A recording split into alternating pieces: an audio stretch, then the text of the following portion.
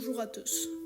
Aujourd'hui, on embarque en croisière au-dessus de l'IA, des artistes et de leurs secrets. Vous êtes-vous déjà demandé comment des génies comme Leonardo da Vinci ou Kim Jong-gi réussissent à illustrer tout ce qui leur traverse l'esprit? Qu'est-ce qu'ils ont de plus que les autres? Comment font-ils pour créer des œuvres incroyables?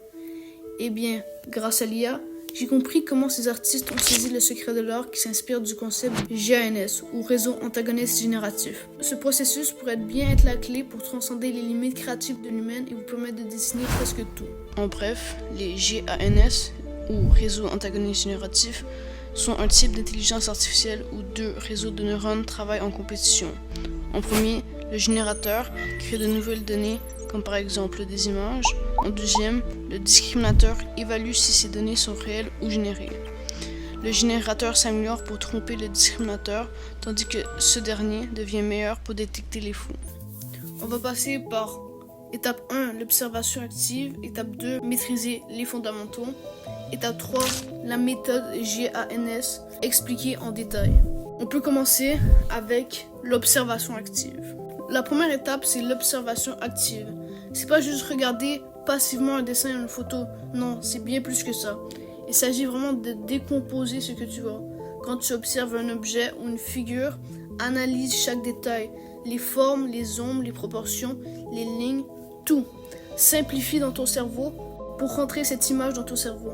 Regarde ce qui rend cet objet unique. Plus tu comprends la structure des choses que tu veux dessiner, plus tu vas pouvoir les reproduire facilement. Si tu fais ça avec chaque élément que tu souhaites dessiner, ça te prépare à la prochaine étape, maîtriser les fondamentaux.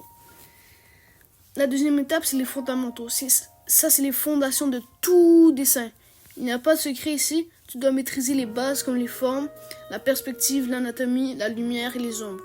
Et oui, ça demande du temps, de la pratique, mais t'inquiète pas, je vais te faire un petit bref résumé de ces fondamentaux. Les formes de base. Tout objet complexe peut être simplifié en cube, sphère, cylindre ou cône. Apprends à les dessiner dans différentes perspectives et angles. La perspective.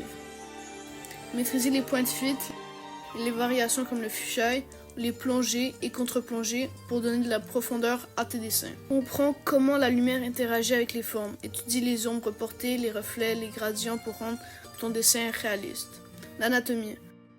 Alors tu vas commencer par dessiner un grand rectangle pour le haut du corps, un plus petit rectangle pour le bas du corps. Ensuite, pour les épaules, tu peux mettre des sphères et les bras des cylindres. Maintenant que tu as cette base, tu peux commencer l'anatomie en plaçant deux lignes pour les clavicules en bas du cou. Après, tu peux mettre les trapèzes et les épaules comme je fais. Les pecs s'arrêtent à la moitié des épaules. Tu rajoutes ensuite les abdos. Et pour le reste du corps, fais comme moi, te casse pas la tête. Pour dessiner des personnages, apprends le squelette, les muscles, simplifie-les au début, puis détaille au fur et à mesure. Les gestes et le dynamisme. Étudie les mouvements, les lignes d'action pour donner vie à des dessins. Dessine rapidement des poses pour capturer l'énergie. Et si tu veux rentrer plus en profondeur dans ces fondamentaux, j'ai déjà fait une vidéo sur l'anatomie et une vidéo sur le dynamisme. Maintenant, on peut plonger dans la dernière étape, la méthode GANS. La méthode la plus détaillée que j'ai trouvée, qui fonctionne pour moi le mieux, c'est là que tu vas combiner tout ce qu'on a vu jusqu'ici. Ça va se dérouler en 7 étapes simples. Étape 1, produire des dessins. Le rôle du générateur, c'est toi. Tu crées un dessin de tête sans référence avec ton imagination. L'idée est juste de produire sans trop réfléchir, juste capturer une idée ou tester une compétence. Exemple, dessiner un personnage dans une pose dynamique ou une scène complexe en perspective très rapidement. Deuxième étape, évaluer tes dessins. Une fois le dessin terminé, c'est l'heure de la critique constructive. C'est ton rôle d'analyser ton dessin pour repérer les forces et les faiblesses. Tu peux analyser les proportions, la pose, les ombres, etc. Étape 3, raffiner avec des références. Reviens ensuite avec une référence pour comparer. Regarde ce qui diffère entre ton dessin initial et la réalité et ensuite corrige-les. Ce processus renforce ta compréhension des concepts fondamentaux. Si, admettons, tu as dessiné une main de mémoire, compare-la à une photo ou ta propre main pour ajuster les proportions. Étape 4, créer, évaluer et corriger. À force de répéter, tu affines ta capacité à générer des dessins précis et solides dès le départ. Étape 5, si tu vois qu'une faiblesse revient souvent, par exemple la perspective, fais des exercices spécifiques sur ce point.